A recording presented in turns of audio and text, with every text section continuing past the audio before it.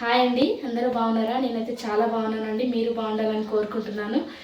ఈరోజు వచ్చేసి నేను కొంచెం డిఫరెంట్ బిర్యానీ చేసి చూపిస్తానండి. చూడండి, కొంచెం కొత్తగా ఉంటుంది. పన్నీర్ ఎగ్ బిర్యానీ అండి. వీడియోలోకి వెళ్దామండి. చూడండి. ఓకే అండి ఫ్రెండ్స్, చూడండి.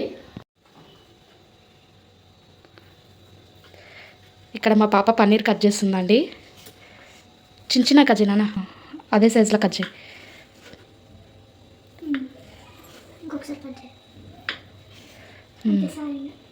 అయిపోయిందా? సరే, నిజం. ముందుగా స్టవ్ ఆన్ చేసుకోవాలండి. మనం ఎందులో బిర్యానీ చేసుకోవాలనుకుంటామో ఆ కడాయి పెట్టుకోవాలి. పక్కన వాటర్ కూడా పెట్టుకోవాలండి, బిర్యానీకి రైస్ కోసం, రైస్ బాయిల్ చేయడానికి. అది కూడా స్టవ్ ఆన్ చేసుకోవాలి. ఇప్పుడు బిర్యానీ వాటర్లకి మసాలా వేసుకుందామండి. మీ దగ్గర ఉండే మసాలాలన్నీ వాటర్లో వేసుకొని బాయిల్ చేసుకోండి. కొద్దిగా ఆయిల్ వేసుకోవాలండి. వాటర్కి సరిపడేంత సాల్ట్ కూడా వేసుకోవాలండి. వాటర్కి సరిపడంత వేసుకోవాలండి.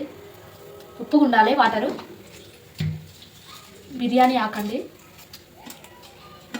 మరిగించుకోవాలండి వాటర్ని. ఈ బిర్యానీ చేసే కడాయిలో ఆయిల్ వేసుకోవాలండి. బిర్యానీకి సరిపడా ఆయిల్ వేసుకోవాలి.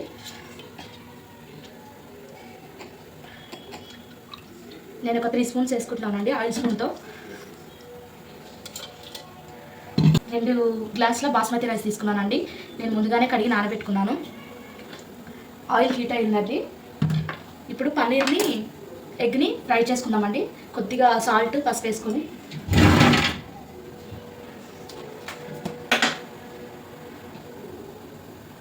కొద్దిగా పసుపు, చిటికెడు సాల్ట్ వేసుకొని ఫ్రై చేసుకుందామండి. ఫస్ట్ పన్నీర్ ముక్కలు వేసుకొని ఫ్రై చేసుకుందామండి.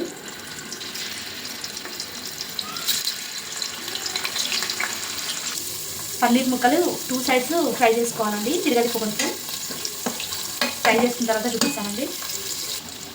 ఇలా కలర్ వచ్చిన తర్వాత, గోల్డ్ కలర్ వచ్చిన తర్వాత తీసి పెట్టుకోవాలండి పన్నీర్ ముక్కల్ని పక్కకి. తర్వాత ఎగ్ ఫ్రై చేసుకోవాలండి. ఎగ్స్ నేను ముందే ఉడికించి పెట్టుకున్నానండి. అది కూడా వేసి ఫ్రై చేసుకున్నాము. ఘాట్లు పెట్టుకోవాలండి. ఎగ్స్కి ఒక 2 నిమిషాలు ఫ్రై చేసుకోవాలండి. ఇది కూడా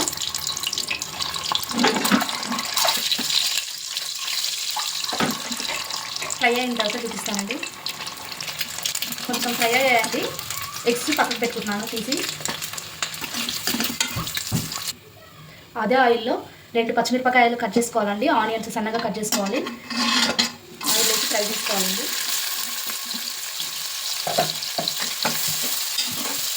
ఆనియన్స్ మంచి గోల్డ్ కలర్ వచ్చే వరకు ఫ్రై చేసుకోవాలండి.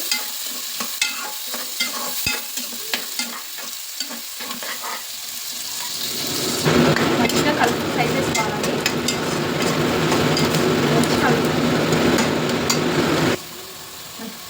ఇలా ఫ్రై అయిన తర్వాత అల్లం వెల్లుల్లి పేస్ట్ వేసుకోవాలండి. 1 స్పూన్ వేసుకోవాలండి.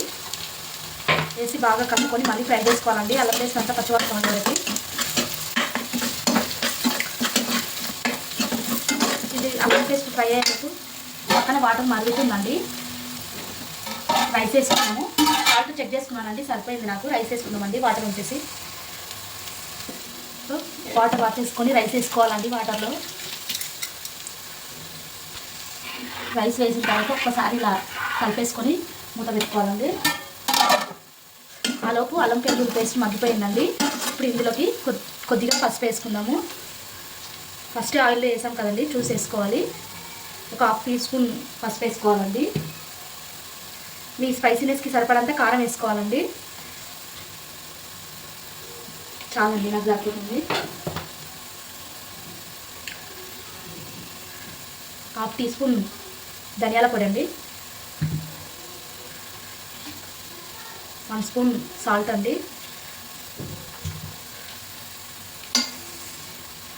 కొద్దిగా గరం మసాలా అండి, హోమ్మేడ్ది.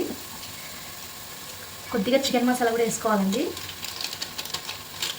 ఫ్లేవర్ కోసం అండి. బిర్యానీ మసాలా వేసుకోవాలండి 1 స్పూన్ వరకు.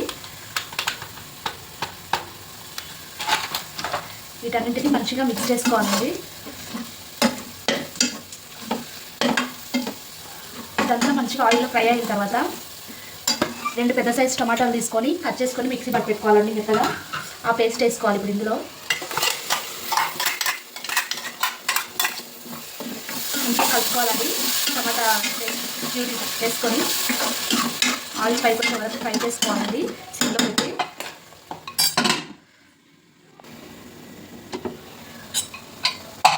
ఇలా ఆయిల్ పైకి వచ్చిన తర్వాత మనం ఫ్రై చేసుకున్న పన్నీరు ఎగ్ ఇందులో వేసి ఫ్రై చేసుకోవాలండి మసాలాలో. ఇందులో వేసి 2 నిమిషాల పాటు ఫ్రై చేసుకోవాలి మసాలా దీనికి పట్టే వరకు.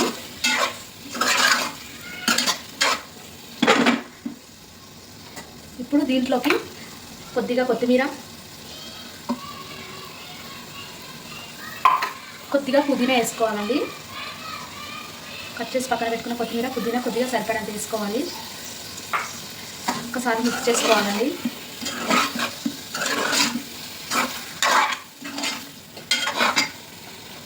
కొద్దిగా కసూరి మేతి కూడా వేసుకోవాలండి. బిర్యానీస్లోకి ఏ దాంట్లోకైనా కొద్దిగా వేసుకోవాలండి, బాగుంటుంది క్రష్ చేసుకొని. ఇదంతా మూత పెట్టి ఒక 2 నిమిషాలు ఫ్రై చేసుకోవాలండి. పక్కన రైస్ కుక్ అవుతుందండి. మూత తీసి పెట్టాలి, లేదంటే పొంగిపోతుంది. 1 మినిట్ అయిన తర్వాత ఒక 2 స్పూన్ల కర్డ్ వేసుకోవాలండి, పెరిగేసుకోవాలి. స్టవ్ ఆఫ్ చేసుకోవాలండి. ఈ కర్రీకి స్టవ్ ఆఫ్ చేసుకొని 2 స్పూన్ల పెరిగేసుకోవాలండి. ఉండలు లేకుండా మిక్స్ చేసుకున్న పెరిగేసుకోవాలండి. వేసుకొని మంచిగా కలుపుకోవాలి. నాకు ఇందులోకి కొద్దిగా సాల్ట్ తక్కువ అయిందండి, చెక్ చేసుకుంటే కర్రీలోకి కొద్దిగా సాల్ట్ వేసుకున్నాను. ఇందులో సగ భాగం తీసుకొని పక్కన పెట్టుకోవాలండి. కొంచెం ఇలా ఒక 3 ఎగ్స్ తీసాను, కొద్దిగా కర్రీ తీసానండి.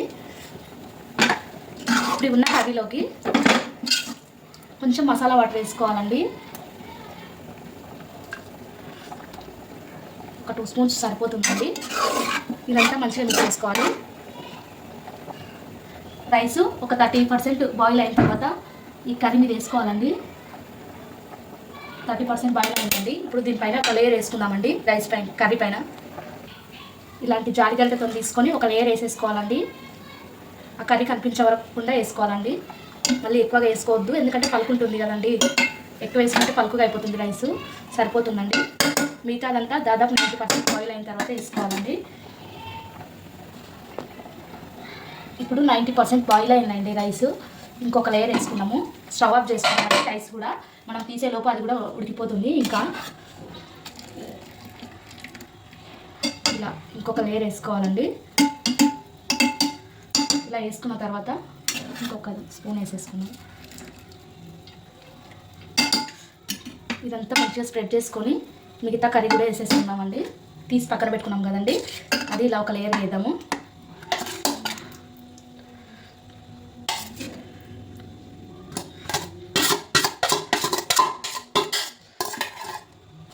ఇలా వేసిన తర్వాత మిగతా రైస్ అంతా తీసేయాలండి.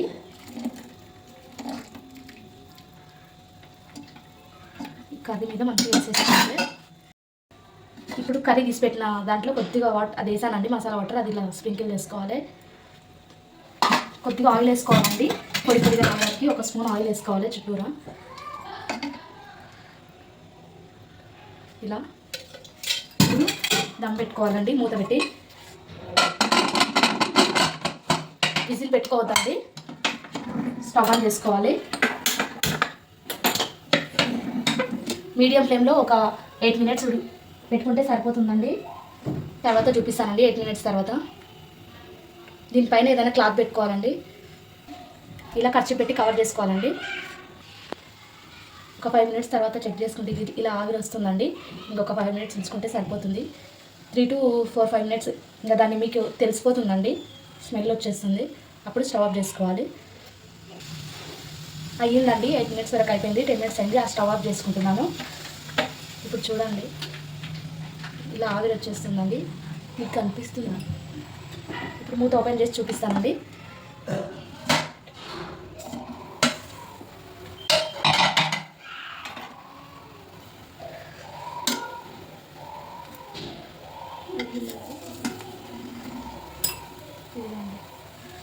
రెడీ అయిపోయిందండి.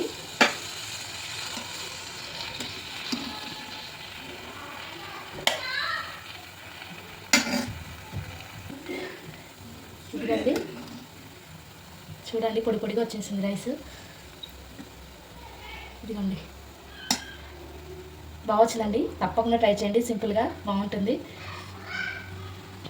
ఇదిగోండి మా పాప టేస్ట్ చేసి చూపిస్తుంది, చూడండి బాగా వచ్చిందండి.